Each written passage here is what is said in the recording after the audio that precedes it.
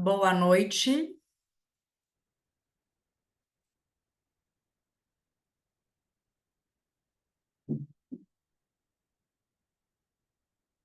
boa noite, pessoal. Deixa eu só ver aqui.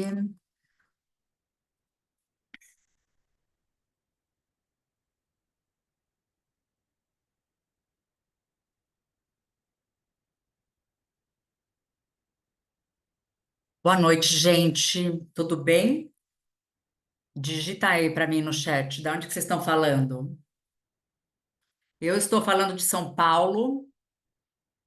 Tá uma poluição bizarra, céu cinza. Não parece aquele filme lá, Blade Runner? Brasília deve estar mais seco ainda que São Paulo. Brasília é uma loucura, né? O Centro-Oeste. Boa noite, boa noite. Muito obrigada. Brasília já sempre foi pior que São Paulo, né?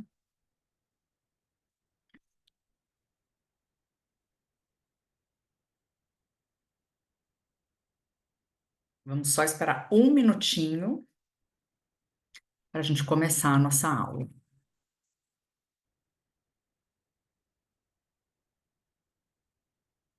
Bom, vamos lá. Antes de mais nada, eu gostaria de agradecer por vocês estarem aqui numa sexta-feira, o Dia Internacional do Happy Hour, né? E estamos aqui 8 horas da noite numa aula, né? Essa aula, ela está sendo feita pela segunda vez a pedidos, porque teve muita gente que não conseguiu assistir na segunda-feira. E, peraí, deixa eu só abaixar aqui o meu, desligar aqui tudo que tem para desligar, pronto, né? Fica tudo tocando, peraí, deixa eu desligar aqui, pronto. Então, é, então, eu gostaria de agradecer, né, por vocês estarem aqui. E o que eu quero dizer é o seguinte: eu estou aqui porque tudo isso virou uma grande causa, virou um propósito muito grande, muito maior do que eu mesma. Até veio um pastor aqui na minha casa que olhou meu livro e falou assim: Isso aqui não é pessoa, isso aqui é nação, né? Então, você pode ajudar muitas pessoas e eu estou ajudando e é muito legal, né? Conseguir ajudar, né? Porque a gente não tem o poder de fazer nada por ninguém. Essa decisão parte de cada um.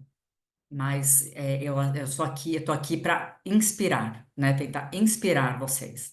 Então, antes de começar a aula, eu vou contar um pouco da minha história, né? Quem leu o meu livro, né, conhece, mas eu vou falar rapidinho para vocês entenderem um pouco da minha história. Bom, eu sou de São Paulo, né? E eu vim de uma família que é chamada uma família disfuncional, né? É uma família que não funciona muito bem por vários motivos, né? E então, desde muito cedo, eu desenvolvi questões emocionais, né? Como uma sensação de abandono, de solidão, de rejeição.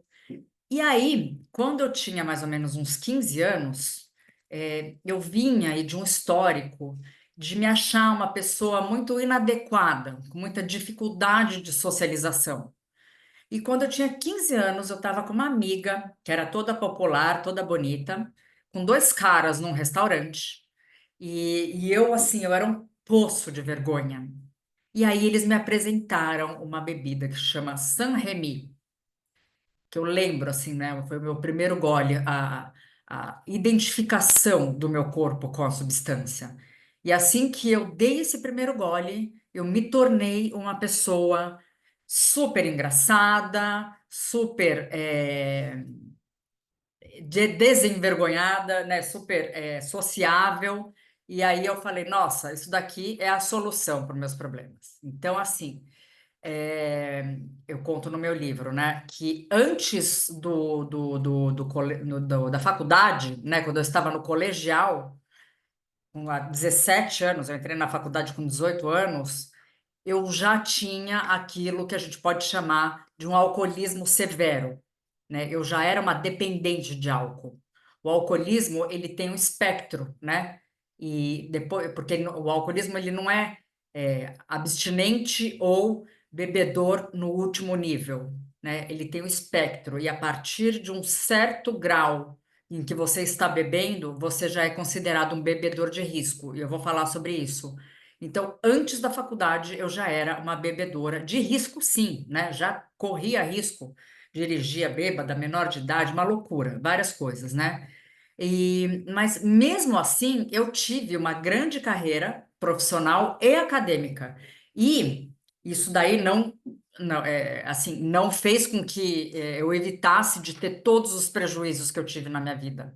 E esse tipo de bebedor é chamado o bebedor funcional, né? O alcoólatra funcional. O que que é o alcoólatra funcional? É aquele que consegue ter uma vida até um certo ponto. Claro que sempre foi uma vida com muitos prejuízos, muita instabilidade, mas mesmo assim eu consegui me formar na faculdade, aí depois futuramente fazer uma pós-graduação nos Estados Unidos, em Harvard, e também trabalhei em grandes empresas. Eu trabalhei na Nestlé, eu trabalhei na farmacêutica Bristol Myers Squibb, trabalhei também na digital McGarry Bowen, onde eu era diretora de planejamento estratégico. É, mas, né, paralelo a isso, desde os 30 anos eu já sabia, né, quando eu tinha 30 anos, eu estava bebendo sem parar, desde aquela época, desde os 15 e já comecei a ter as minhas tentativas de parar de beber, né? Quando eu tinha 30 anos, eu tinha um namorado, que também era alcoólatra, e a gente tentava parar de beber bebendo, né? Como que a gente tentava parar de beber? Indo no barzinho, indo nas festas, nos churrascos, e assim, indo no centro de candomblé, indo no centro espírita, achando que aquilo lá ia fazer um milagre, né? Ia apertar um botão e ia fazer com que a gente parasse de beber, conseguisse parar de beber. A gente não, mas eu nunca consegui, né?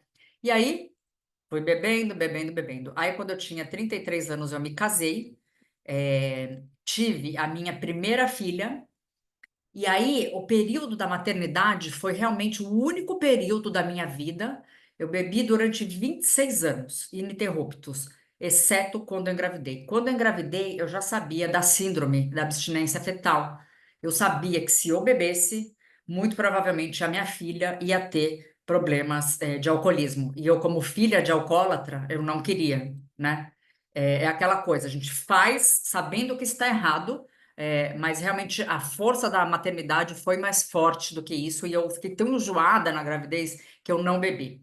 Tive a minha primeira filha. Quando eu estava amamentando a minha primeira filha, eu engravidei da minha segunda filha, e quando eu estava grávida, e aí o meu marido, ele trouxe para mim essa sensação de lar. Ele falou: Flávia, agora finalmente você vai poder desempenhar o papel de mulher, né? Que você sempre teve que ser uma guerreira, que assim, quando meus pais se separaram, minha mãe foi embora de São Paulo, né, eu com 20 anos, eu já tive que morar sozinha. Então, eu sempre tive que me virar, sempre que tive que ser guerreira, sempre tive que ser um macho, um homem. E ele falou: agora você vai relaxar, porque agora você tem um homem em casa, você tem agora uma pessoa que vai te proteger.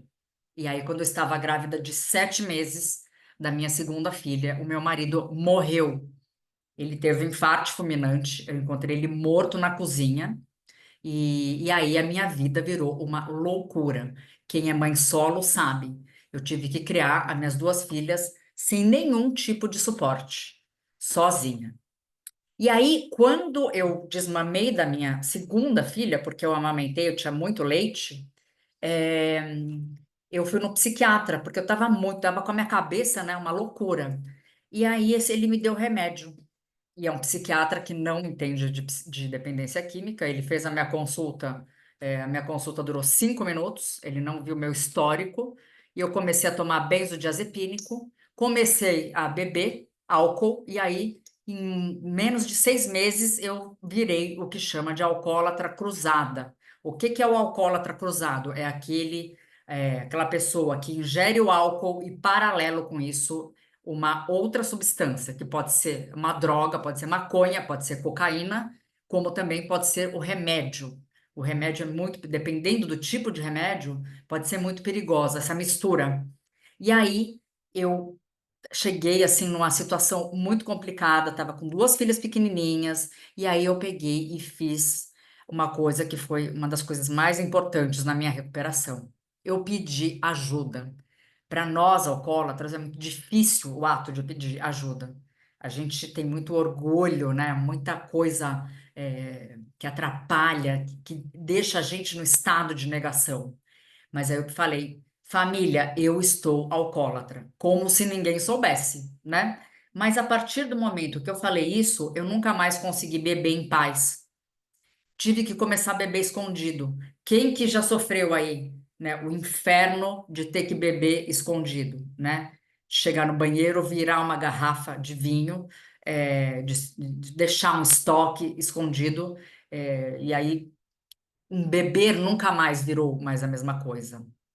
E aí, o que que aconteceu? Teve um dia que eu estava sozinha com as minhas duas filhas em casa e eu sofri um acidente na escada.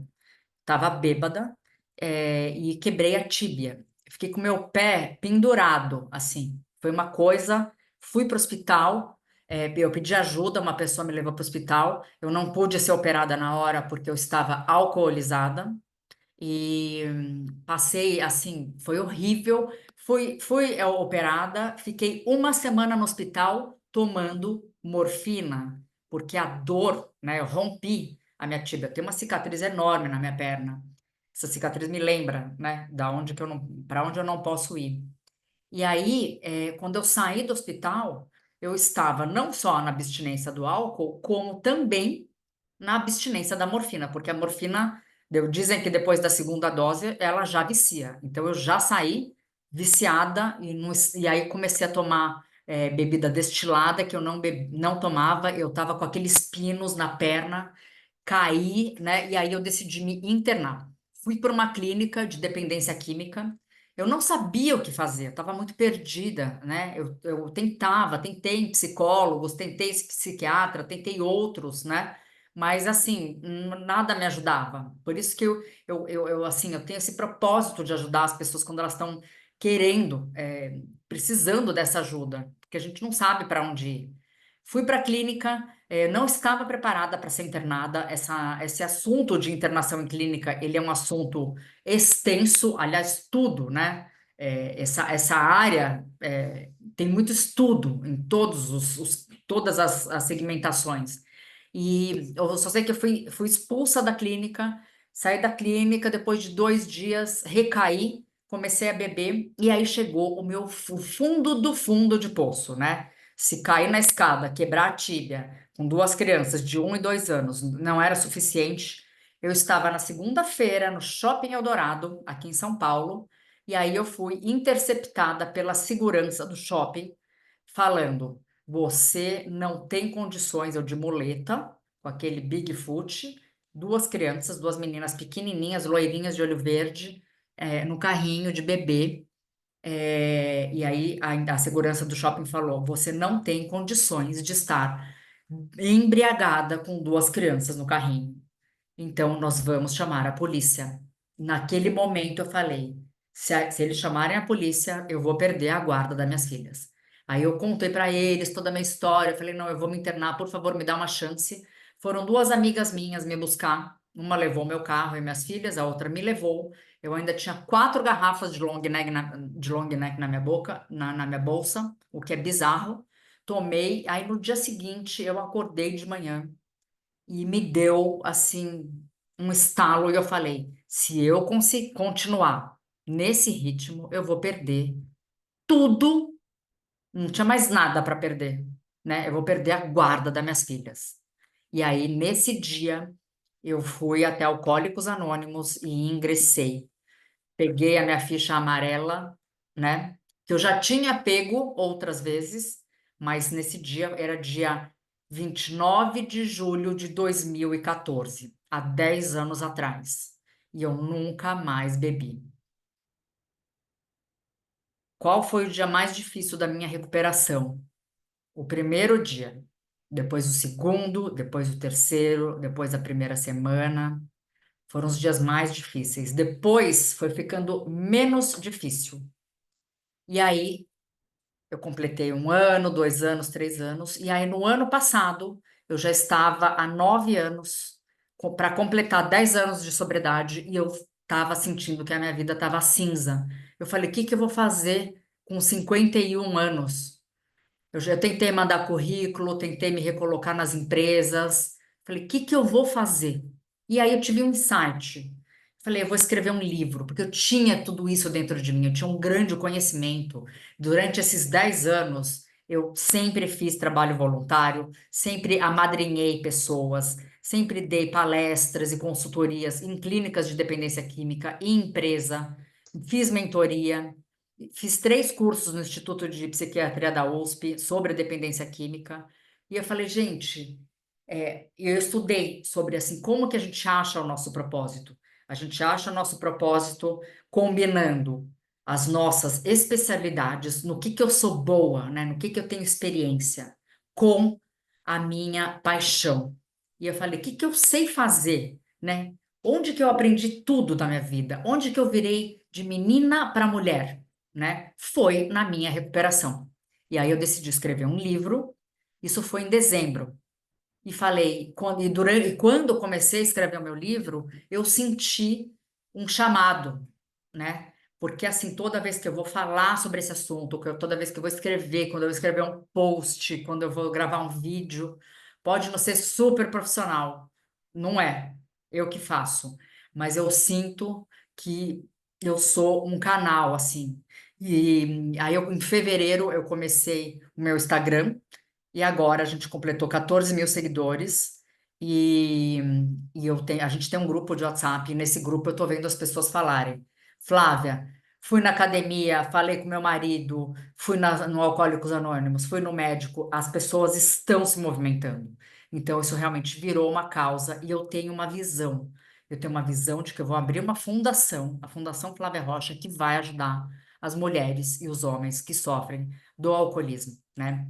E aí eu decidi passar esse meu projeto para um outro patamar. E essa aula, ela significa essa mudança de patamar. A partir de agora, eu vou começar a dar mais lives, mais palestras, e eu estou abrindo a minha mentoria.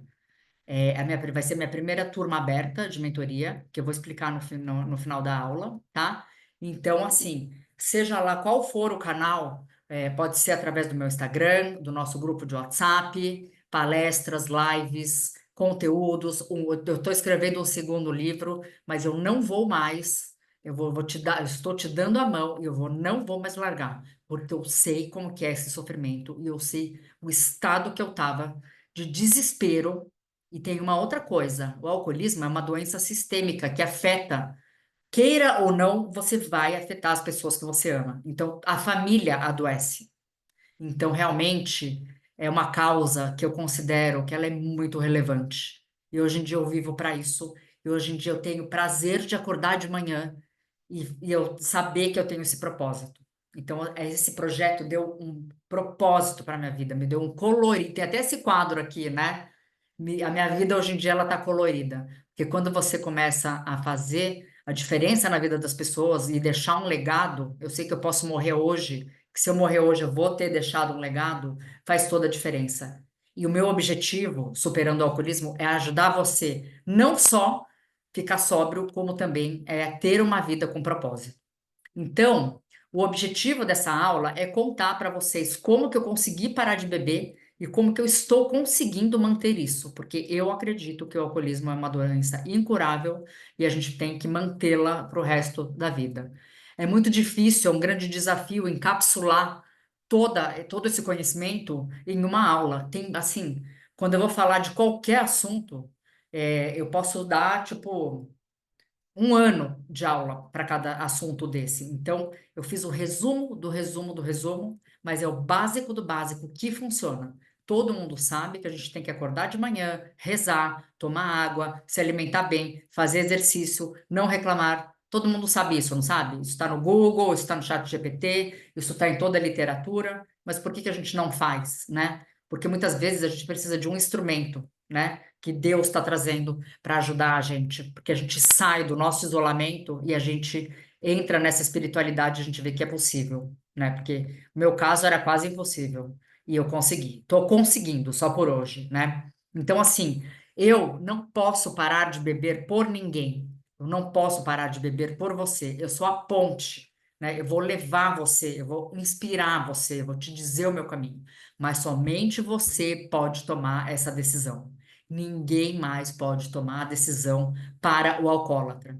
Também gostaria de lembrar que assim, o conteúdo aqui, todo o conteúdo que eu falo, ele vem da minha experiência bem-sucedida, prática e teórica que eu desenvolvi durante todos esses meus anos, de mundo acadêmico, de gestão de pessoas, de desenvolvimento de pessoas, e os 10 anos em trabalhando com alcoólatras e estudando também do assunto. Eu não sou médica, eu não sou psicóloga, eu não sou psiquiatra, é, mas eu sou formada em mentoring, né? Eu sou formada em mentoria. E, então, assim, tudo que eu falo é a minha opinião pessoal, tá? E, assim, o alcoolismo, ele é uma doença que você não faz um exame de sangue e dá positivo ou negativo. Então, existem controvérsias. Então, o que eu estou falando é aquilo que eu acredito e aquilo que está dando certo para mim, tá? Então, para começar, eu vou começar com uma pergunta que é: o que que é o alcoolismo? As pessoas entram no meu grupo, hoje mesmo entrou uma pessoa e fala assim: ah, eu não sei se eu sou alcoólatra, né? Então é assim: o alcoolismo é beber muito? Eu bebo demais. Ou, ah, não, eu bebo pouco. É beber bebidas quentes? Ah, mas eu só tomo cerveja, não tomo uísque. Nunca tomei uísque.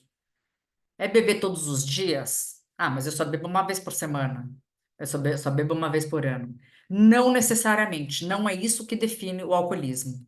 A pessoa pode beber uma vez por semana, somente um copo de cerveja e causar uma destruição, né?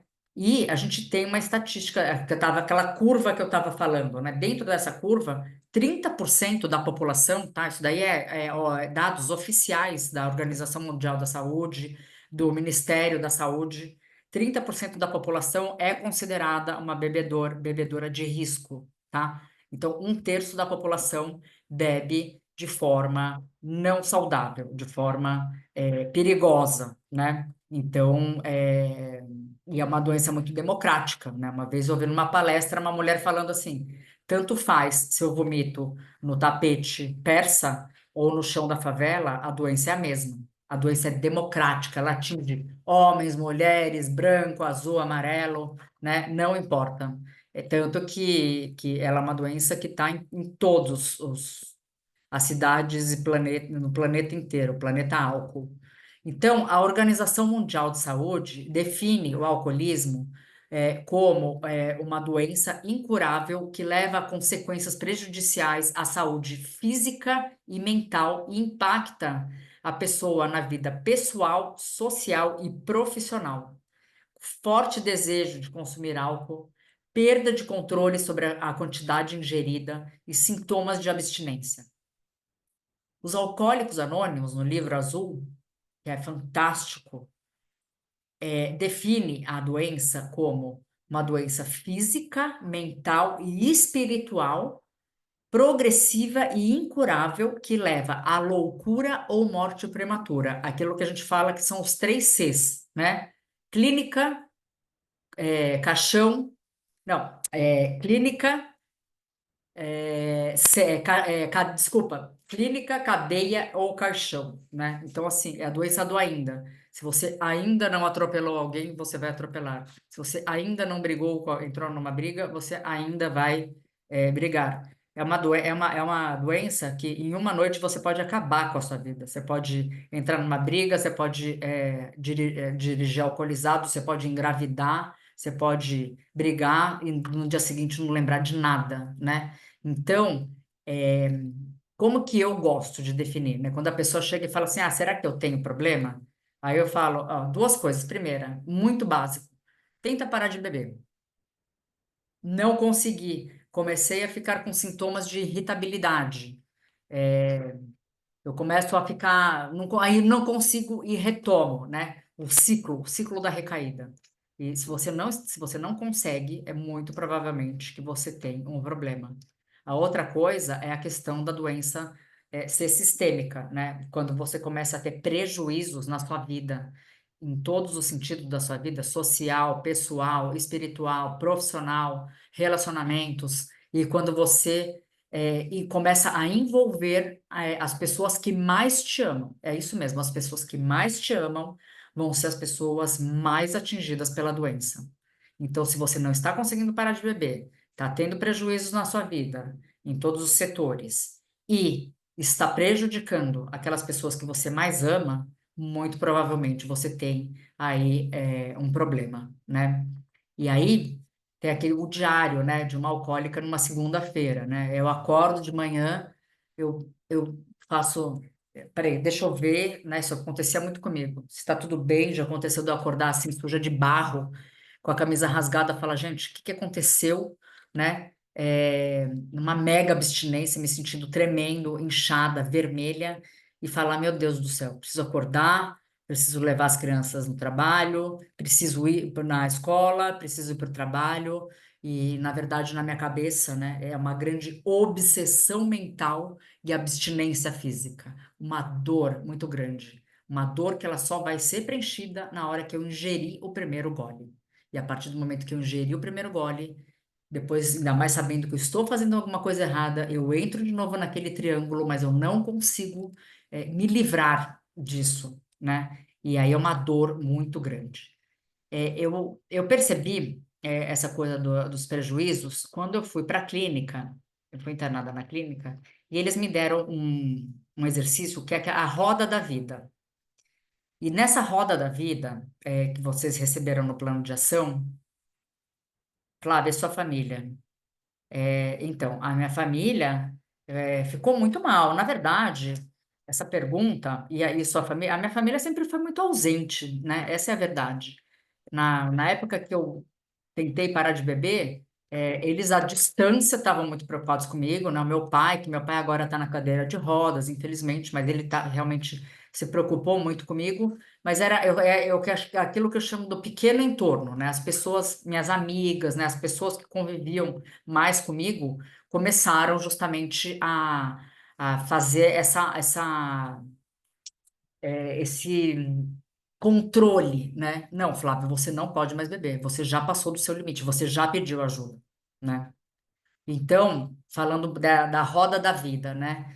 Dentro da roda da vida, a gente tem todos esses setores. Então, qual que é o exercício? É você dar uma nota de 0 a 10 para cada um desses setores da sua vida. E aí você preenche com uma caneta, assim, com uma canetinha, e aí você vai ver, você tem uma roda robusta e uniforme, né? Porque a roda para girar, ela tem que ser redonda, né? No meu caso, tá, de 0 a 10, a parte financeira, descontrole total, zero. Profissional, zero. Não conseguia parar. Apesar de ter trabalhado em grandes lugares, eu não conseguia parar em nenhum lugar. Intelectual, zero. Não tinha condição de ler nem o rótulo da cerveja para saber o nível alcoólico, ainda mais estudar. Emocional, minha cabeça estava uma bagunça, né? Questão espiritual, minha espiritualidade estava zero, né? Física também, eu estava toda zoada, né? Não conseguia mais comer dieta líquida. No final, nos meus últimos dias, eu só tomava dieta pastosa, só tomava líquido, né? Porque o álcool ele é muito calórico. Então, os relacionamentos falidos, né? Então, assim, quando eu fiz esse exercício, eu vi que a minha vida, ela realmente estava muito prejudicada, né? Então, se você está aqui e se você está percebendo que você está com prejuízos na sua vida, está na hora de você fazer alguma coisa, né? E aí eu vou contar para vocês o que que eu fiz. O que que eu fiz? Eu peguei todos os assuntos, assim, eu peguei todo o passo a passo, tudo que eu fiz e tudo que eu estou fazendo para conseguir permanecer sóbria e conseguir compilar isso em 5 pilares. No último capítulo do meu livro, tem um resumo de tudo que eu estou fazendo para me permanecer sóbria. E aí eu cheguei numa metodologia que chama fio da meada, né? O fio da meada, ele tem uma origem na mitologia grega, né? Então, assim, eu te dou o fio para você se percorrer esse caminho, que é justamente que o MEADA são 5 pilares que você vai ter que percorrer para conseguir chegar em sobriedade, se manter em sobriedade e sempre retomando esse propósito. Então, assim, é o que a gente fala, não perca o fio da meada. Se você perder, volta para o zero, né? Mas o importante, porque assim, a recaída, ela tá ok, ela acontece, mas ela não deve ser normalizada, né? Não é normal você ter uma recaída. A recaída, ela é um sinal de que alguma coisa na sua recuperação está errado, né? Então você ganhou um plano de ação que, que dentro desse plano de ação, né, tem o M, o E, o A, D, A, né? Que são assim os 5 pilares que eu vou falar para vocês preencherem, e aí depois no fim da aula eu vou dar preenchido para vocês. Então, vamos lá. É, falar sobre o primeiro pilar. Tudo na vida começa com uma decisão.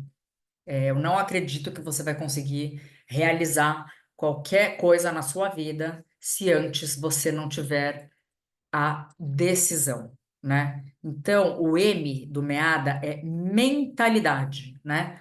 Tudo começa com uma decisão. E aí, eu vou contar para vocês, porque eu fiquei tentando parar de beber dos 30 aos 42 anos, até que eu consegui. Então, o que que eu fiz que eu consegui? Qual foi a minha experiência? Passaram isso para mim, eu achei bizarro assim no começo, mas funcionou, né? Então, vamos partir do zero. Você está sofrendo, a sua cabeça está uma loucura, você sabe que você precisa parar de beber, mas você não consegue parar de beber. Você pega, acorda de manhã, de ressaca, você não lembra o que que você fez no dia anterior, você sabe que você está fazendo uma coisa que não vai dar bom, não vai dar bem, né? Não vai dar certo. Aí você fala, toma a decisão, nunca mais eu vou beber. Aí você demora umas horas ou uns dias, depende do metabolismo da pessoa. Aí você começa a ficar se sentindo melhor fisicamente. Às vezes é questão de horas ou minutos, ou dias, ou semanas, né? E aí você começa a se sentir bem fisicamente, você esquece daquela dor, né, da ressaca, e aí você começa a entrar na abstinência, na fissura. E aí o que que acontece? Você não tem mecanismos, né? E aí você pega e volta e bebe, não aguenta. Acontece alguma coisa que te deixa muito feliz ou muito triste, é um gatilho e você pega, volta a beber e volta, né? É um ciclo, né? Você está ficando cada vez pior. Você sabe que você não está fazendo uma coisa que está sendo boa, mas você não consegue parar. E aí, isso daí eu aprendi nas minhas aulas, né? Que quando você tem um hábito muito forte, você tem dois caminhos para mudar, tá? O primeiro é pela repetição. Então, é assim, eu estou fora de forma e preciso fazer ginástica. Então, todos os dias eu acordo e vou na academia. Aí tem um dia que eu não vou, aí tem um dia que eu vou, aí eu começo a ir, eu começo a sentir os benefícios, e aí aquilo lá começa a virar um hábito. Mas, pelo menos no meu caso, no caso do alcoolismo, isso não funcionou, né? Porque eu não conseguia não beber, né? E aí aquilo se repetia, se repetia e se repetia, porque não se tratava só de uma força de vontade, era muito mais do que isso. E aí eu aprendi que no meu caso, isso daí foi uma terapeuta que me falou, e na clínica, ela falou: você vai conseguir parar de beber, e isso funciona geralmente para quem tem problema de comida, de jogo, de sexo, de cigarro, a interrupção total. No caso da comida, a gente precisa comer, né? Mas estou falando, se você é viciado, por exemplo, por açúcar, para parar de açúcar, você precisa parar de comer açúcar. Para parar de fumar, você precisa parar de fumar. Para parar de beber, você precisa não beber, né? Então, é o que a gente chama de impacto emocional. É como se você tivesse um trem a 200 quilômetros de velocidade, né? Que é aquilo que você está bebendo, está naquela loucura, está no descontrole total, e aí você interrompe esse trem. O que que vai acontecer, né? Você vai ter um choque, que foi justamente o primeiro dia, os primeiros dias da primeira semana. Eu vomitei, eu fiquei completamente confusa, é, mas aí eu ficava justamente naquele mantra, né? Vai passar, vai passar, vai passar. E aí no dia seguinte eu acordava e falei, já consegui completar 24 horas. Isso me dava força, né? Até que chegou um momento em que eu acordava de manhã e falava, gente, eu não estou de ressaca.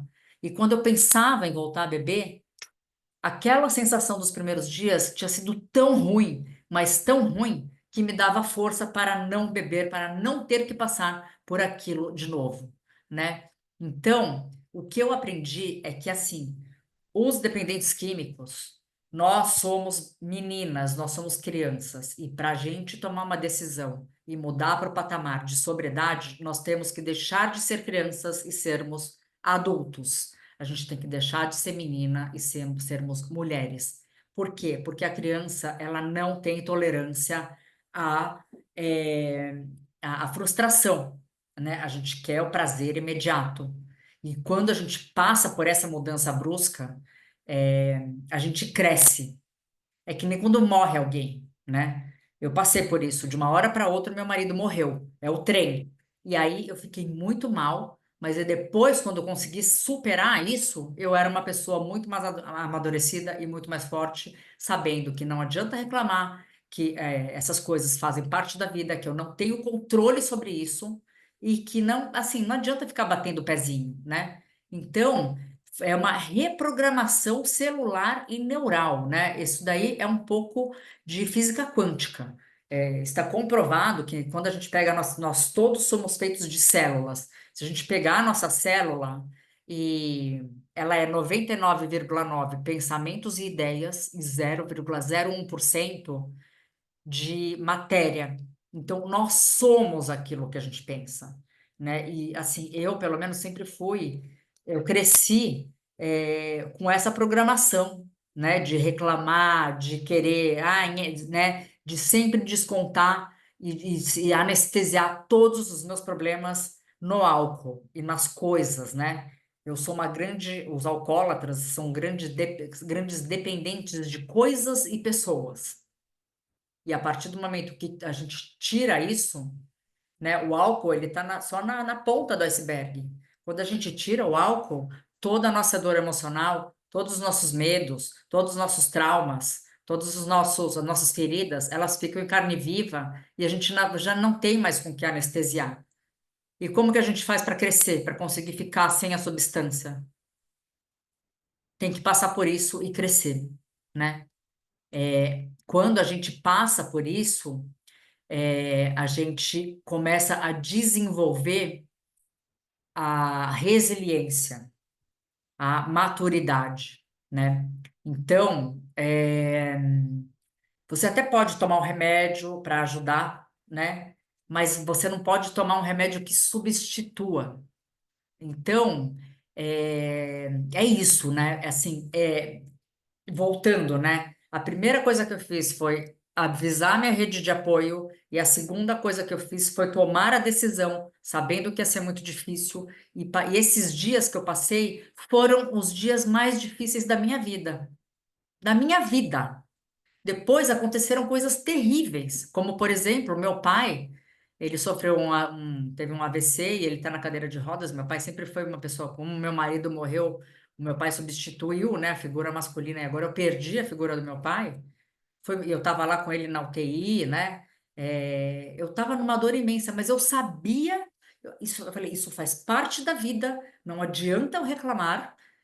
Eu tenho direito de sofrer, o sofrimento ele faz parte, né? A gente tem que sofrer, a gente tem que passar pelas fases do luto. Parar de beber é um luto, né? A gente vai ficar em carne viva, mas assim, se a gente tiver um mindset positivo, a gente vai passar. Então, essa semana, esse mês, esse primeiro ano, né, que foi o primeiro Natal, o primeiro Ano Novo, o primeiro Carnaval, o primeiro aniversário sem o álcool, foi o mais difícil, mas depois isso foi treinando a minha cabeça, né? Só que, é aquilo que eu falei, o alcoolismo não é só a força de vontade. Ele é uma doença abrangente que inclui suporte médico, terapêutico, social, desenvolvimento de novas estratégias de enfrentamento, construção de uma rede de apoio, e aí a gente vai para o segundo pilar, que é o M de mentalidade e de espiritualidade, equilíbrio, né? O que que é a espiritualidade? Assim, pelo menos para mim, né? Quando eu parei de beber, eu me senti totalmente desprotegida, sozinha. A doença é muito solitária, só a gente sabe como que é esse sofrimento. E aí eu precisava acreditar em alguma coisa que fosse além de mim, né? Eu precisava acreditar num Deus, eu precisava desenvolver a minha espiritualidade. E aí eu questionei a existência de Deus muitas vezes. Falei, por que que Deus faz isso comigo? Por que que eu fiquei viúva? Por que que eu não consigo parar de beber? Por que que eu fui escolhida para ser alcoólatra? Pô, eu tenho duas filhas, eu não tenho apoio da minha família, coisa doença do ego, né? E aí, onde foi que eu falei, né, que no primeiro dia, na terça-feira, dia 14 de julho de 2014, dia 29, eu ingressei, subi as escadas e ingressei no A. A partir do momento que eu ingressei no A, eu fui recebida, eu passei a ter uma madrinha, e aí quando eu sentei na sala de Alcoólicos Anônimos, naquele modelo de roda, e eu vi os meus semelhantes falarem e entenderem e compreenderem sem julgamentos da minha doença, eu saí automaticamente do isolamento. Falei, eu não estou mais sozinha e nunca mais estive sozinha. E quando aquelas pessoas falavam as coisas que eu precisava escutar, tipo assim, você vai para casa, você vai ter uma mega fissura, mas você aguenta, liga para alguém, entra no grupo de WhatsApp, reza, fala ou faz o mantra, só por hoje, vai passar, só por hoje, vai passar, e passava. Eu comecei a realmente acreditar que aquelas pessoas era Deus se manifestando através daquelas pessoas sentadas na cadeira e nos grupos. Então, assim, no meu caso, a minha espiritualidade, ela foi retomada na sala de Alcoólicos Anônimos. Então, assim, eu recomendo assim, que a pessoa que quer sair, né, mudar de um hábito como esse, ela precisa de um apoio espiritual, de um suporte espiritual. Eu não estou falando de religião, mas eu acho que você tem que buscar esse suporte, né? Uma pessoa que vai te receber incondicionalmente. Não é por dinheiro, não é por nada, né? E assim, os Alcoólicos Anônimos é um grupo, é uma entidade mundial, global, sem fins lucrativos e nunca ninguém vai te cobrar nada por estar lá, né? Eu sou prestadora de serviços nos Alcoólicos Anônimos, eu coordeno as reuniões de quinta-feira no Grupo Brooklyn, e há 10 anos que eu sou prestadora de serviços e nem se fala em dinheiro, tá? Então, assim, uma coisa é você contratar um profissional que vai te ajudar, que vai cobrar por esse serviço, e a outra coisa é o Alcoólicos Anônimos, tá? Então, o Alcoólicos Anônimos é uma entidade que vai te receber, e às vezes você não se adapta no grupo que você vai, mas insisto que você tente, né? Eu comecei a ir num grupo, um grupo aqui perto, o Caxingui, que ele é um grupo que só tem homem e são homens da terceira idade. Eu não me sentia bem. Até que agora tem outros grupos que eu vou que eles são mais mistos, que tem bastante mulher, e eu me sinto super bem. Além disso, tem os grupos online. Se você entra no site de Alcoólicos Anônimos e aí tá no seu plano de ação, na verdade não tem desculpa. Tem sala de AA no mundo inteiro, muito provavelmente tem na sua cidade. Em São Paulo tem vários, e tem os grupos online, e tem os grupos online femininos, tá? Que é o Alcoólicos Anônimos tem uma divisão, que é a Colcha de Retalhos, que o AA feminino. Então eu tenho vergonha, não quero abrir meu anonimato, você pode frequentar de forma online e ninguém vai saber, e é só feminino. Você não precisa nem abrir a sua janela e nem revelar o seu nome. Apesar que eu acho que a abertura do anonimato, no caso, para as pessoas, para sua rede de suporte, é uma maneira de você se defender. E aí a gente vem por terceiro pilar que fala justamente sobre isso. O A é o apoio, a ajuda, né? Então, como o álcool altera a química cerebral, é muito difícil resistir o impulso de beber somente pela força de vontade. Então, como é uma mudança muito brusca de hábito, você precisa de ajuda. Então, o que eu estou falando? Eu estou falando o que funcionou para mim. Então, para mim, eu tive que pedir ajuda. Aí eu vou contar para vocês, que vai estar no plano de ação, os tipos de ajuda que você pode procurar. Primeira delas é o seu primeiro entorno, a família e os amigos, né? Ah, mas eu estou querendo parar de beber, mas eu não quero falar pro meu marido, eu não quero falar, tenho vergonha. Ah, porque eu não quero me separar da minha turma, né? Então, assim, você não vai parar de beber, com pessoas que estão bebendo. Ah, mas o meu marido bebe e não quer parar. Eu acho que você deveria retomar, pensar bem nesse tipo de relação, né? Porque o alcoolismo está acabando com a sua vida. Então, assim, a primeira, é, o primeiro tipo de suporte que eu acho que você tem que pedir é para sua rede de apoio. A partir do momento que você pede ajuda, automaticamente você começou a sua rede de suporte. A segunda é o AA, tá? Quando você está no AA, você vai ter uma madrinha, você vai ter um grupo, você vai ter reuniões, você vai ter o que fazer no sábado à noite, na sexta à noite. Hoje, por exemplo, lá no AA está tendo reunião, tá? Porque fica um grande vazio, né? A gente fica naquela obsessão louca de beber, de repente a gente tira a bebida e agora, o que que eu vou fazer? Então você tem que ocupar com alguma coisa, e uma delas é o programa de Alcoólicos Anônimos, que é fantástico. A questão da clínica, né, que eu falei, a gente pega o trem a 200 quilômetros de velocidade, para e fica naquele mega desconforto, dor de cabeça, abstinência, né? Eu sou uma pessoa que eu sou a favor da clínica. Eu acho bacana, desde que você vá para uma clínica que seja uma clínica de 12 passos, não medicamentosa, aquela clínica que vai te deixar chapado, que aí substitui o álcool por remédio. No caso de mulheres, eu acho que tem que ir para uma clínica feminina, né? Eu conheço para indicar. Se você tiver condições, é uma boa, sabendo que a clínica não é um botão, né? Ah, vou para a clínica, saí da clínica, estou curado, posso voltar aí para o barzinho, para o show, para o churrasco. Não. Quando você sai da clínica, aí que você tem que tomar cuidado e procurar justamente a sala de alcoólicos anônimos e todo o seu suporte. Mas eu sou sim a favor da clínica. Eu acho que pode ser de grande ajuda, né? E ainda mais se você estiver muito intoxicado, é, mesmo que você não for para a clínica, você precisa ter um acompanhamento médico. E aí a gente vem para esse outro pilar que é o apoio médico. Então, muitas vezes, paralelo com a doença do alcoolismo, vem as questões psiquiátricas e emocionais, depressão, transtorno de ansiedade, bipolaridade, borderline, enfim. A gente geralmente, eu, por exemplo, eu vou contar do meu caso. Quando eu resolvi parar de beber, eu fui no psiquiatra especializado, que me receitou um remédio adequado, né? Que não é um remédio tarja preta que vicia, que não é benzodiazepínico, nem opioide, né? Que é tipo morfina, os Rivotril da vida. Gente, eu não sou médica, tá? Estou falando da minha experiência. Mas eu tenho esse suporte até hoje.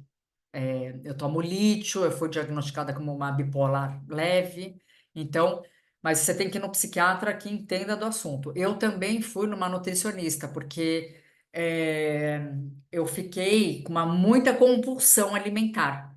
Como o álcool é muito calórico, a gente para de beber, a gente começa a ficar com fome e com compulsão por doce, a maioria das pessoas.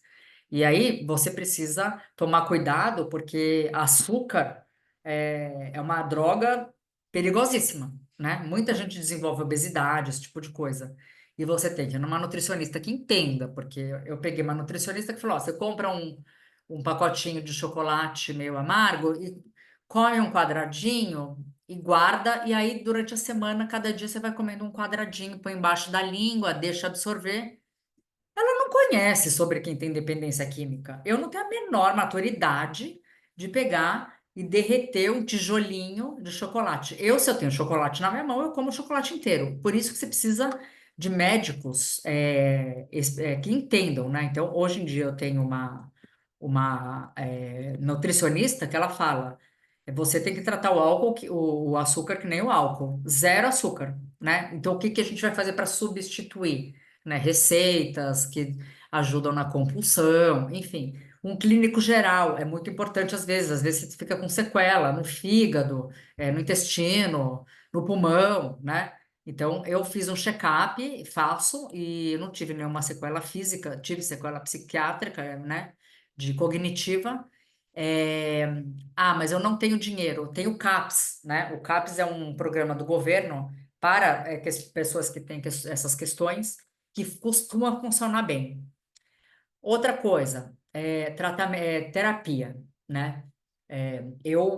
Desde que eu comecei, eu fiz terapia, uma mulher que entendia, especializada em dependência química, ela me ajudou muito. É o que a gente fala, né? A doença ela é física, então o físico, a gente passa por aquela abstinência física que tem que passar por aquilo, aí você limpa o corpo, né? Aí tem o emocional, que aí você vai tratar isso na terapia, e o espiritual, que a gente vai tratar na questão de Alcoólicos Anônimos, na sua igreja, na sua religião, né? Então, o psicólogo, ele me ajudou, eu faço agora, hoje em dia eu faço com uma outra psicóloga, e me ajuda demais, tá?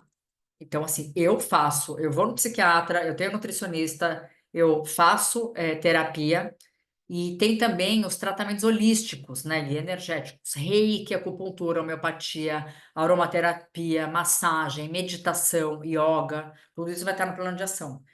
Isso ajuda demais, né? Eu faço reiki, eu faço yoga, eu tenho uma mestre de reiki, toda semana eu faço reiki, porque sozinha eu não consigo, né?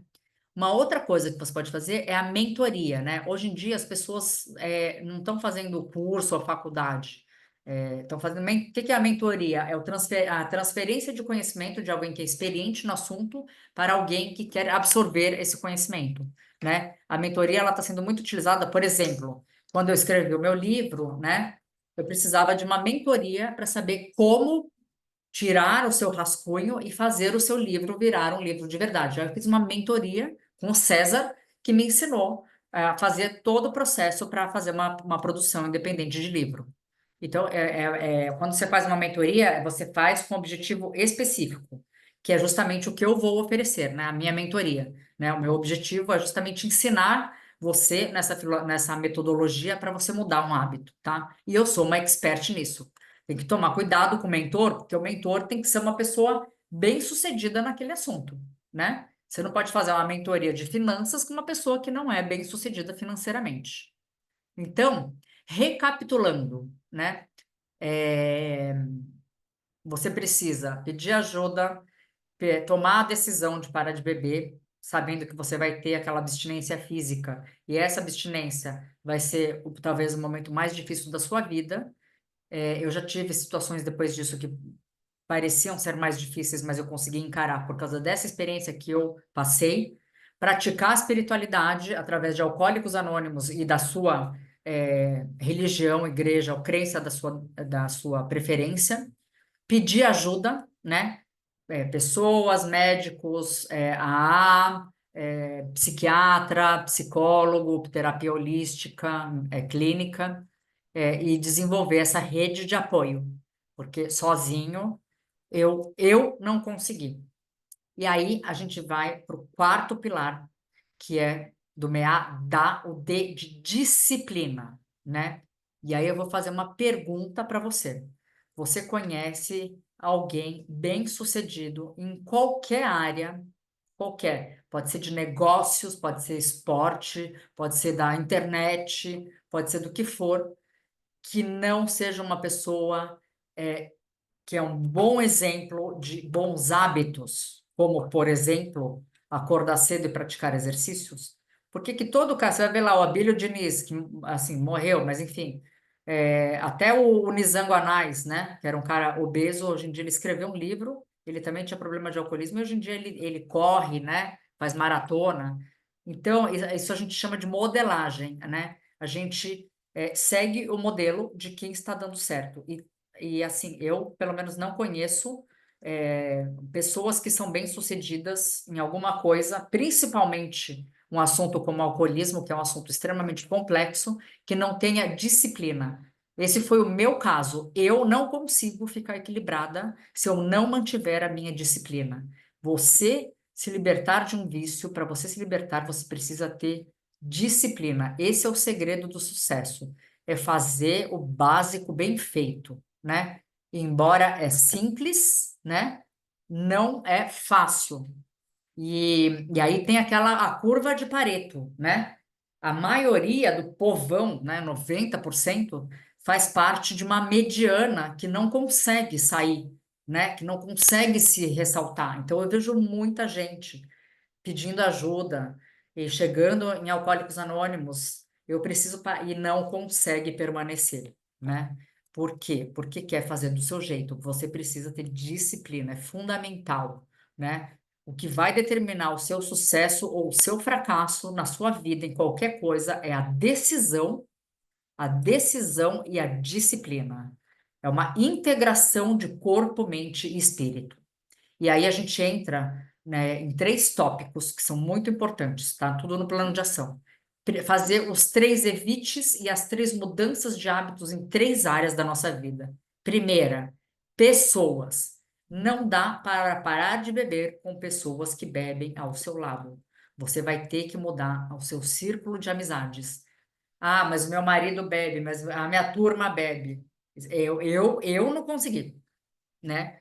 Então é muito particular. Eu não acredito numa recuperação. Como que você vai parar de beber no meio de um círculo de pessoas que estão bebendo, né? Então, assim, primeiro, pessoas, você vai ter que mudar completamente o seu círculo de amizades. E aí você vai ver quem são os seus verdadeiros amigos, né? Quem foi me visitar na clínica, né? Cadê aquela galera que toda noite meu WhatsApp bombava com festa, com encontro, minha casa estava sempre cheia? Experimenta para não oferecer mais álcool. Experimenta dizer que na sua casa não vai ter mais bebida. Quem que vai aparecer, né?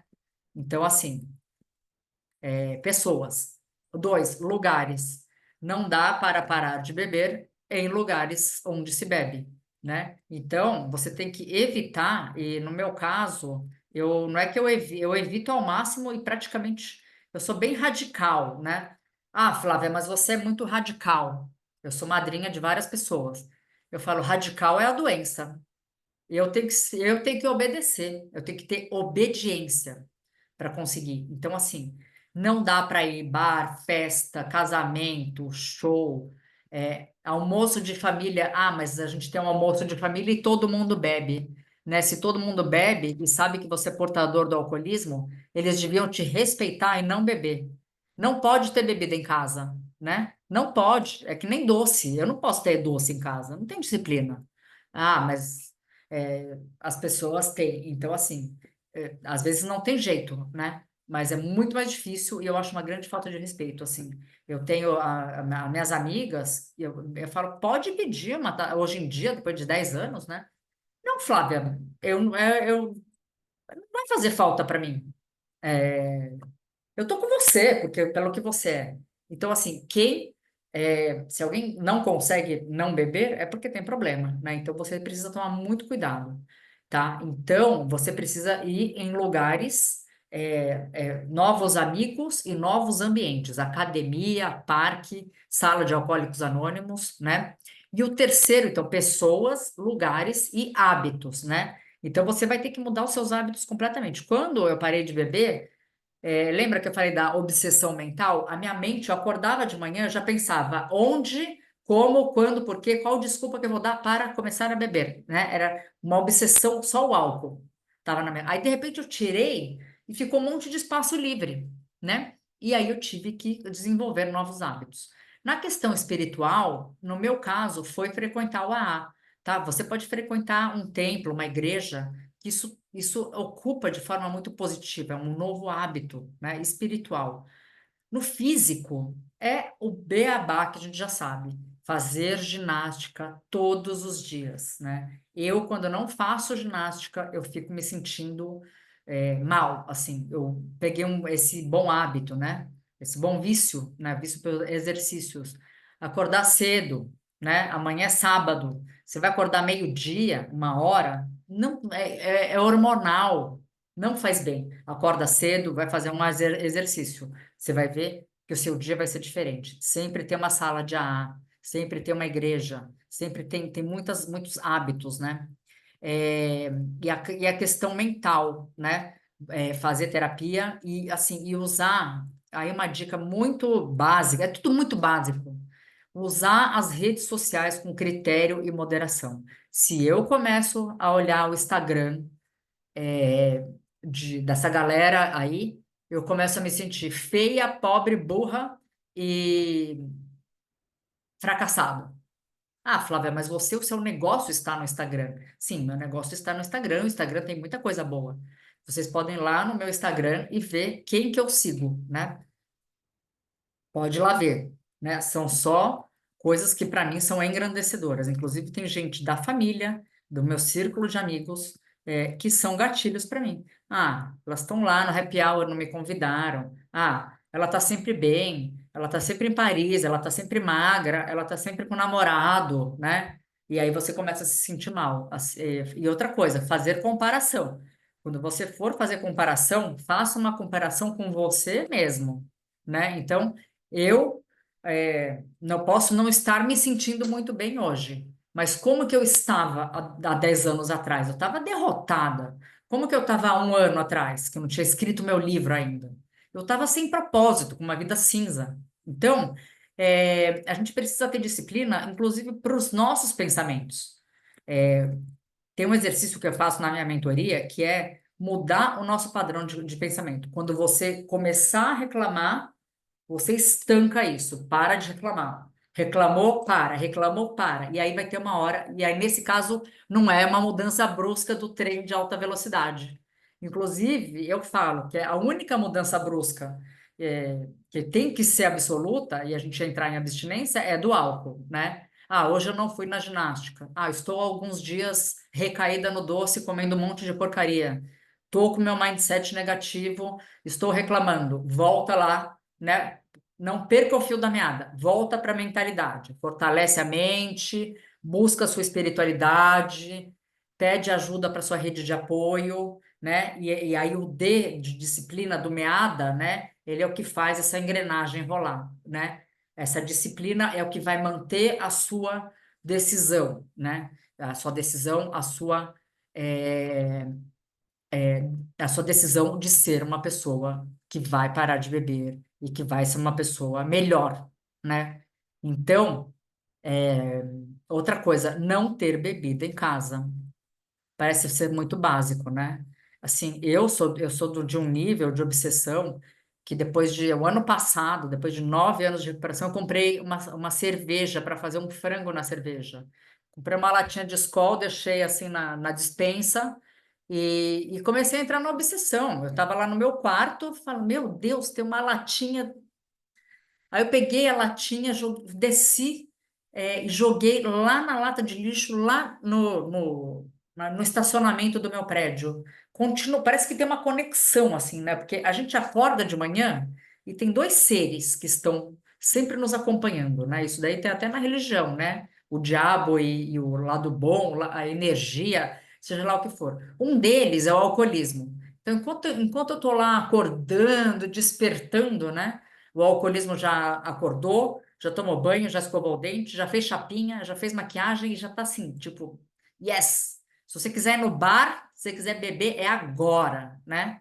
Então, por isso que você precisa ficar 24 horas de vigilância para o resto da vida. E o outro é aquele que fala: não, não beba, não coma, não reclame. E a gente está sempre, né, com essas duas forças agindo. Então, a gente precisa sem deixar aquela, né, o alcoolismo, tipo, ó, eu te respeito, eu sei que você está aqui, eu sei que se eu cair, se eu enfraquecer, ele chega, mas ele chega com tudo.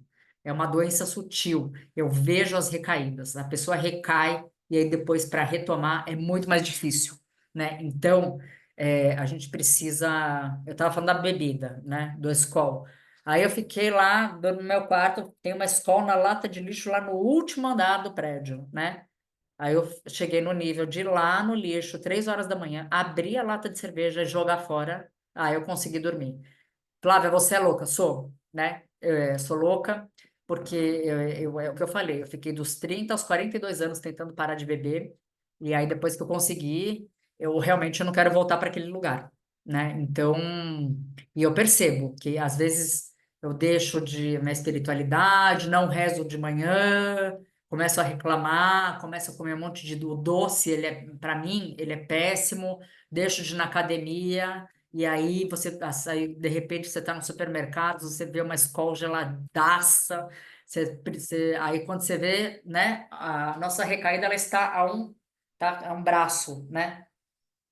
Quando você vê, você recaiu e aí a sua vida vai voltar para aquele inferno e de repente tudo que você construiu em 5, 20, 10 anos, você desmorona, né? Eu pego, tomo aquela Skol, bato o carro, não pego as minhas filhas na escola, perco toda a minha credibilidade, fico me sentindo uma merda, né? Então, assim, esse D, né, do MEADA, de disciplina, ele é muito importante. Então, recapitulando, tomar a decisão, sabendo que essa primeira semana vai ser a semana mais difícil da sua vida, mas que vai definir o seu futuro. Praticar a espiritualidade através do AA e da sua religião de preferência. Pedir ajuda, desenvolver a sua rede de apoio, ver na lista qual é o tipo de ajuda que você precisa. Fazer os evites, pessoas, hábitos e lugares, fazer esporte, alimentação e sono. Tudo é super mega básico. Nossa, Flávia, mas que clichê. Se é clichê, é porque deve funcionar, né? E não ter bebida em casa, tomar cuidado com as redes sociais, com as comparações, fazer higiene do sono, isso é importante. Sai do celular, isso é uma coisa, eu faço isso, tá? Saindo daqui, eu não vou nem abrir o celular, só amanhã, tá? E aí a gente vai para o último pilar, que é assim. O último pilar, ele se chama autonomia, né? O que que acontece? O dependente químico, ele é um dependente de coisas e pessoas, aquilo que eu falei, né? Geralmente, ele é cheio de mimimi, ele não tem relações saudáveis, ele tem relações tóxicas de codependência, de culpa, de cobrança, né? Então, o autonomia, ele está ligado com você ter um propósito de vida. E aí tem uma coisa muito linda, que é o seguinte: quando você toma a decisão, você pode ter certeza que o melhor propósito que você pode ter é o propósito de não beber, é o propósito de parar de beber. Tomar a decisão de parar de beber é um propósito maravilhoso para você e para as pessoas que precisam de você e que estão sofrendo com a sua doença. Então, durante o seu primeiro ano, eu lembro que quando eu ingressei, a minha madrinha falou: Você não vai, eu vou procurar um emprego, vou fazer um curso. Ela falou: Você não vai fazer nada, você vai parar de beber. Essa vai ser a sua profissão. E esse já é um propósito fenomenal. Qual que é a sua profissão? A minha profissão é parar de beber. Eu não vou namorar, eu não vou sair, não vou fazer curso, não vou fazer nada. Eu vou parar de beber, né? Aí depois, né? O que que aconteceu comigo? Passou um ano, passou 2 anos, eu comecei a sentir falta de um propósito. Então, o que que você não pode nunca deixar de ter em mente, né? E você vai conquistar aquilo na hora que for a hora de conquistar. Primeiro, você precisa conquistar a sua sobriedade. E aí, depois, você vai conquistar duas coisas: a autonomia emocional e a independência financeira. É muito comum as pessoas chegarem e terem muito ressentimento, muito problema porque minha mãe, porque meu pai, porque meu marido, porque meu filho me abandonou, me traiu, me rejeitou. Então, a gente tem que resolver isso. E aí depois a gente começa a desenvolver a nossa autonomia emocional, é não depender mais de pessoas. Claro, não existe, isso não é absoluto, mas depender cada vez menos de coisas e pessoas, né? A gente aprender a ser feliz com aquilo que a gente é, independente do que acontece lá fora, e depender menos de coisas também. É, aí é o clichê do clichê do clichê, né? Ter gratidão pelas coisas que a gente tem, né? Autonomia emocional e espiritual. E depois, ou junto, a independência financeira, né? Ah, mas eu não sou nada, eu cheguei com 50, 60 anos, eu tô sem profissão, eu tô defasada no mercado. Isso aconteceu comigo, né? O que que eu ia fazer com 51 anos? Eu mandei currículo para todo mundo. Eu tenho um excelente currículo, não conseguia. O que que eu vou fazer? Vou abrir uma loja? Vou abrir uma consultoria?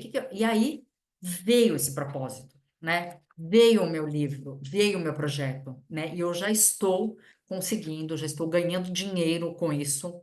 É, não tem nada a ver com Alcoólicos Anônimos, né? O meu trabalho voluntário eu sempre vou fazer e é isso que me mantém. Mas hoje em dia, né? Esse meu negócio virou um negócio, né? E eu estou atingindo a minha autonomia financeira através das minhas mentorias, das minhas palestras, e está tudo certo. Isso chegou na hora certa, na hora que tinha que chegar, né? Então, quando você chega nessa autonomia, né? Aí você pode continuar, né? Eu estou nessa autonomia, mas eu estou sempre de olho em todos esses pilares, né? Eu vi que eu estava com alguns problemas, fui buscar ajuda no pilar, né? A de ajuda no endocrinologista. Estava com começo de menopausa, questão hormonal. A gente vai sempre se regulando, não existe perfeição. O importante é não perder o fio da meada, né? E aí a gente fecha então essa nossa metodologia que eu consegui, né, transformar justamente nessa metodologia o fio da meada. É, foi muito difícil resumir cada pilar desse, cada assunto desse da uma faculdade, né? Mas é isso, é fazer o básico bem feito. Você vai ter que tomar a decisão. Eu vejo muita gente reclamando, né? Ah, mas eu não consigo. Eu não consigo. Você só vai conseguir quando você virar essa chave e tomar essa decisão, sabendo. Sabe eu nunca fiz cirurgia plástica, mas dizem assim, a mulher vai fazer cirurgia plástica e aí quando ela sai da sala toda roxa com uma dor, tem que tomar morfina, toda detonada, toda roxa, cheia de faixa, de cinta, sei lá o quê.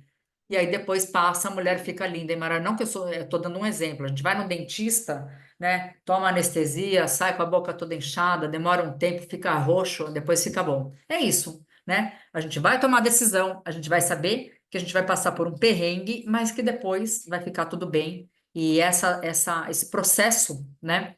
É o processo que faz a gente crescer, virar gente grande e ficar pronto para os outros perrengues que vão vir. Porque eu não gosto de dar tapinha nas costas, não é porque você para de ingerir o álcool e passa pela abstinência física, que é essa, para mim foi mais difícil, que as coisas muitas vezes vão parecer mais difíceis, porque você vai ter que lidar com as dores de frente, sem a anestesia, mas você já está preparado para aquilo, né? Então, fechando, né, essa metodologia é o fio da meada, tá? Então, você vai receber o plano de ação, né? Tem todas essas ações que eu falei resumidas, e no meu caso, para eu conseguir, eu preciso fazer todas elas. Claro, é uma grande regulagem, tá? Mas eu estou funcionando dessa maneira. Então é isso. E agora eu quero, para a gente encerrar a nossa aula, eu quero contar para vocês que eu estou lançando a minha mentoria, né? Desde o começo eu estava falando que eu ia anunciar a minha mentoria. E vai ser a minha primeira mentoria aberta, que eu vou abrir para pessoas, né? Tem até uma lista de espera, estava todo mundo querendo. E nessa mentoria, o que que eu vou fazer? Eu vou aplicar profundamente. Vai ter, né, vai ser primeiro um aprofundamento sobre o alcoolismo, depois eu vou falar sobre os defeitos de caráter, é uma abordagem super diferente é que a gente realmente consegue assimilar, né? Os defeitos de caráter são os 12 pecados capitais: gula, ira, inveja, avareza, e assim vai, que nós temos assim, todo mundo tem essas emoções, mas o alcoólatra ele tem isso de forma exacerbada. E aí, nessa aula, eu vou mostrar para vocês como lidar com isso. Como que vai ser o formato?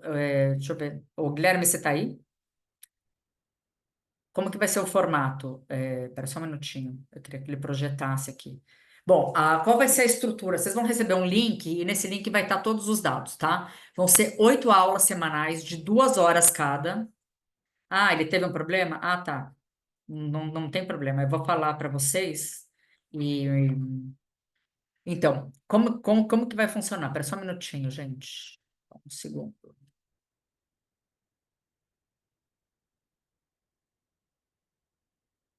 Vou falar rapidamente, tá? É,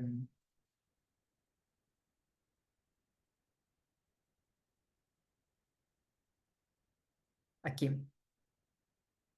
Então, vão ser 8 aulas semanais. Vocês estão vendo, gente? Está projetando?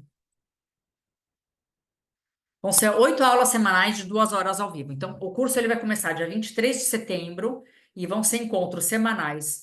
Nesse encontro semanal, eu vou dar 1 hora de conteúdo e depois 1 hora de participação, tá? Então, a minha metodologia ela é totalmente participativa. Além disso, além das aulas semanais, eu vou dar 8 plantões semanais, tá? Então, você vai ter 2 encontros por semana, justamente porque quero ajudar, eu vou ser aquele pilar do apoio, né? Eu não posso mudar o hábito por você, mas eu posso ajudar você, né?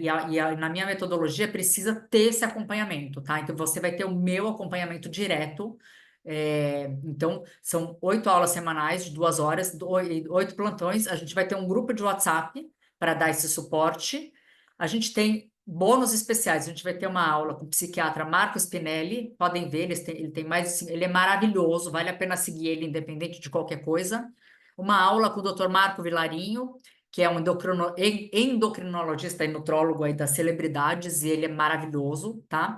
Ele também tem quase 50 mil seguidores. E eu vou dar uma aula exclusiva para familiares de adicto, como também sou filha de adicta, né? E filha, sobrinha e neta. Eu vou dar uma aula para os parentes de vocês e de quem quiser, falando, né? Como que o familiar do adicto deve se portar, porque o familiar ele também adoece junto com o alcoólatra, e você também vai ganhar um e-book de superando o alcoolismo. Para quem fechar, até a turma está quase fechada, tá? Porque eu quero fazer um grupo pequeno, coeso. Para quem fechar até as próximas 24 horas, usando o conceito de Alcoólicos Anônimos, eu vou dar 2 bônus extras, tá? Um deles vai ser uma mentoria individual, né? Uma consulta individual minha com a pessoa, antes de começar a mentoria, que começa dia 23, daqui a 2 semanas, tá? Então, eu vou fazer essa consulta para aprofundar, né, nas questões dessa pessoa. Isso vai melhorar, vai ajudar muito durante a mentoria, que eu vou conhecer mais profundamente essa pessoa. E eu também vou mandar para você um livro meu autografado pelo correio, tá? Então, isso daí é para quem está aqui me prestigiando. Então, assim, gente, são 16 aulas no total, vários bônus, o livro, uma aula para familiares, aula com os médicos. Então, assim, quanto que vale, né, tudo isso, né? Então, uma mentoria, né, desse patamar, ela tá em torno de 10 mil, 5 mil reais, tá? A minha, como é a primeira aberta, né? A minha hora é 450, tá? Quando eu faço consultoria, de mentoria. Mas eu vou dar para essa turma de fundadores um desconto especial de R$ 1.000. Então, a mentoria ela vai custar R$ 970 ou 12 vezes de R$ 97. Se você vai na padaria, toma uma cerveja, quanto que você gasta, né? É R$ 97. Então, assim, na verdade, não é que você não tem condições, é uma decisão. né? É, e assim, para você tomar a decisão de fazer essa mentoria, você precisa sair da sua zona de conforto. Então, é isso, gente. Vocês vão receber. Não, esse daqui desculpa, tá errado. Peraí. Então, é isso. Peraí, que tá tudo. Vocês estão me vendo, gente? Tá tudo certo. É, Então, agora vocês vão receber um link, e aí quem quiser participar é só se inscrever. Essa primeira turma, ela vou tirar uma foto aqui. Essa primeira turma, ela é só para mulheres, porque o alcoolismo feminino ele é bem diferente, masculino. Travou? É, a gente fala de sexualidade, a gente fala de questões femininas, de relacionamento, de relacionamento, de maternidade, né? Então, essa primeira mentoria vai ser uma mentoria feita exclusivamente para mulheres. Então, gostaria de agradecer, já passei um pouco aí do tempo. Muito obrigada por vocês estarem aqui nessa sexta-feira. Todo mundo tem aí o meu contato.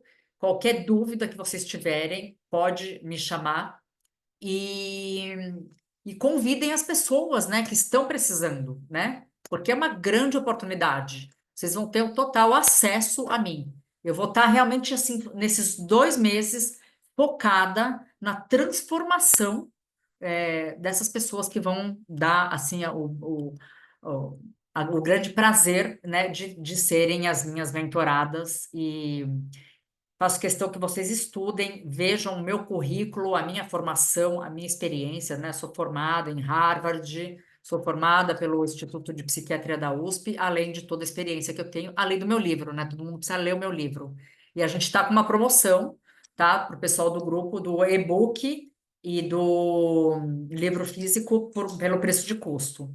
A gente vai mandar o link também dos livros para vocês comprarem. O e-book você pode comprar tipo agora.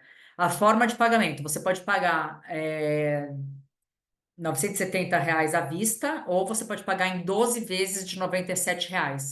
Eu não sei, o Guilherme está aí? Ele está com problema? Não sei. Mas a gente pode negociar, gente. É só falar comigo. Tem uma pessoa que falou: eu quero pagar em 2 vezes. Aí eu dei um desconto para ela, ela pagou em 2 vezes. Isso não é a questão. Esse preço ele é praticamente simbólico, assim. O que eu quero é fazer essa mentoria acontecer e provocar essa transformação. Porque vocês acreditem ou não, isso virou uma causa, né? Eu vivo por causa disso e a coisa que me faz mais feliz é ver essa transformação nas pessoas. Então, teria como pagar por mês? Sim. Sim, teria como. Gente, da maneira como vocês quiserem, né? Não tem. O importante é fazer. Nós somos totalmente flexíveis. Isso daqui não é como mensalidade. Sim, essa é a ideia, para você pagar como mensalidade, né? Você aplica lá no link e você paga como mensalidade. É, Isso daqui não é um negócio industrial, né? O importante, a gente pode ir discutindo aí no 1 a 1, podem me chamar e a gente resolve isso daí da melhor maneira, como for possível para vocês. O importante é vocês participarem. Tá bom, gente? Alguém tem alguma dúvida? Deixa eu ver. Sim, você pode pagar por mês, com mensalidade, da forma como for mais adequado para você. A gente pode falar individualmente, a gente vai ajustando aí da maneira como for melhor para cada um. Então, assim, gente, muito obrigada. Agradeço aí para o Poder Superior. Espero que vocês tenham gostado. E assim, é o arroz com feijão, é o básico que está realmente funcionando para mim. E hoje em dia eu tenho uma vida muito melhor. E eu estava no fundo do poço. Leiam o meu livro, que quando vocês lerem o meu livro, vocês vão sentir esse desespero absoluto que eu estava. Tá bom, gente? Então, um beijo, bom fim de semana. Acordem amanhã com novos hábitos e muito obrigada. E eu espero ver vocês na mentoria. Boa noite.